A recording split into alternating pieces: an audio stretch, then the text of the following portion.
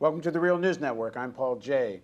On Thursday afternoon, President Obama outlined the framework of a deal with Iran about its nuclear program. This framework would cut off every pathway that Iran could take to develop a nuclear weapon. Iran will face strict limitations on its program, and Iran has also agreed to the most robust and intrusive inspections and transparency regime ever negotiated for any nuclear program in history. So this deal is not based on trust. It's based on unprecedented verification. Many key details will be finalized over the next 3 months, and nothing is agreed to until everything is agreed. Now joining us to assess the agreement from Europe is Robert Kelly. Bob is a former nuclear weapons analyst at Los Alamos National Laboratory, a former director of the IAEA, also an associate research fellow at the Stockholm International Peace Research Institute. Thanks for joining us, Bob. Good evening.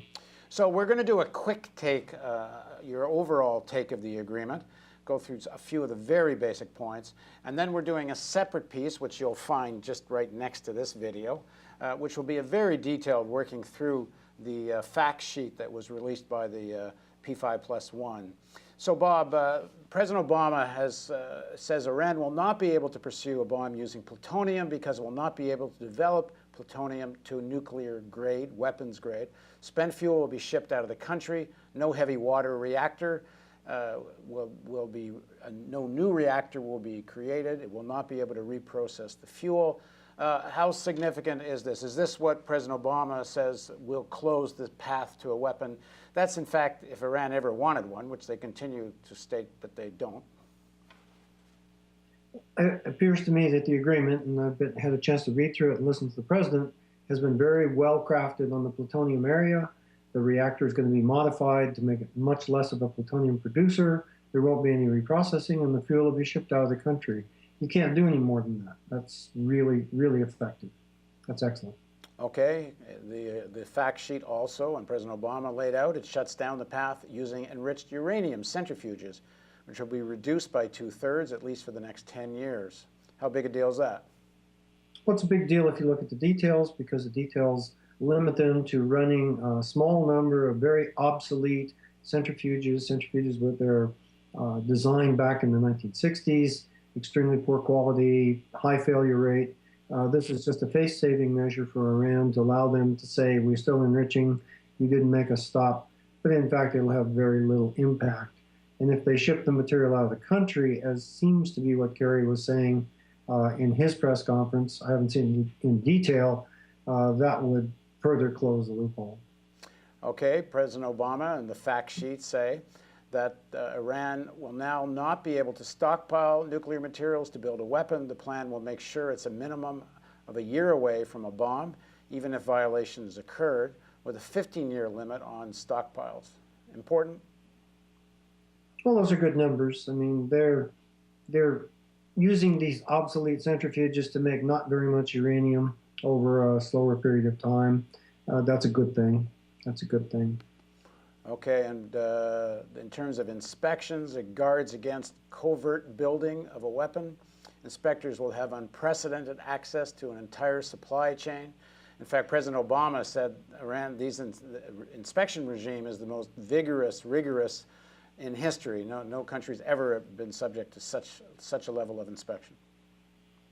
That's almost true. Iraq was subject to quite a bit more difficult inspections, but they lost a war, and they had to let us tramp all over the country and go anywhere we wanted and do anything we wanted. This is not quite that good, but everything that Iran has declared and says they have is going to be subject to inspections on a very frequent basis, in many cases daily, although I'll point out that most of this has already been in effect for the last 16 months, and Iran has cooperated very much in that area. These other things about looking at the supply chain are extremely important, because that gives the inspectors a chance to observe whether there is anything being diverted from the supply chain to a clandestine program. You always worry there's a clandestine program running in the background, and that you're verifying very carefully what you know about, but you don't know about the clandestine one. This is really going to have an impact on assuring there is no clandestine program. Okay, and finally, there is a provision here for the IAEA to be satisfied that there's no possible military dimensions to the nuclear program. You've said to me that's a flag, a red flag. Well, it's a red flag because the IAEA has a history of dragging its feet and never being satisfied. They can always ask more questions. The Director General said just last November, I believe it was, that in some cases it would take more than 10 years to satisfy him about the complete program of a country. Well, I don't think Iran is going to be very happy if the sanctions are going to come off immediately, with the caveat that IAEA has to be happy and agree, and IAEA is actually planning to take 10 years to do it or more.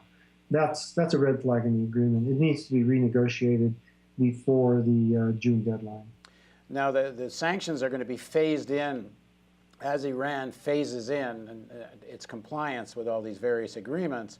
And there's room here to have quite a bit of argument about chicken and egg.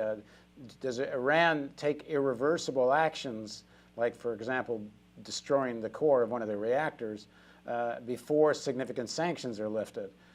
So that's another room, another space where I think there's going to be continuous arguments, I would think. Well, that's a little beyond what you can get in one evening of looking at the agreement. As many of the reporters I've watched all day long said, the devil's in the details, and those details have to be worked out, which is the chicken and the egg.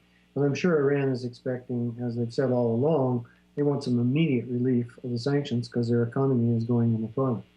Okay, the short of it is President Obama correct? If Iran lives up to all of this, which Iran says we have nothing to hide, so why wouldn't we? Assuming all this is implemented, does this solve the problem that Iran will not be able to make a nuclear weapon? I gotta keep saying there's no evidence they want one, but at any rate. It's pretty clear that this agreement was well drafted to make sure that the declared program, the program that Iran is admitted to when nuclear materials, nuclear power, will not be diverted. There'll be so many people watching it, that's very unlikely. And I'm surprised, pleasantly surprised, that some of those words about looking at the supply chain and getting into other areas will preclude them from having a clandestine program as well. It doesn't stop it, but it makes it much more likely to get caught. And if they had a clandestine program and one little bit of it leaks out under this, they're dead. So I think it's a good agreement. Okay, good. So we have done, as I said, another interview with Bob. It will be posted right next to this one, where we go through the agreement in a lot of detail. Thanks for joining us, Bob. Good night, Paul. And thank you for joining us on the Real News Network.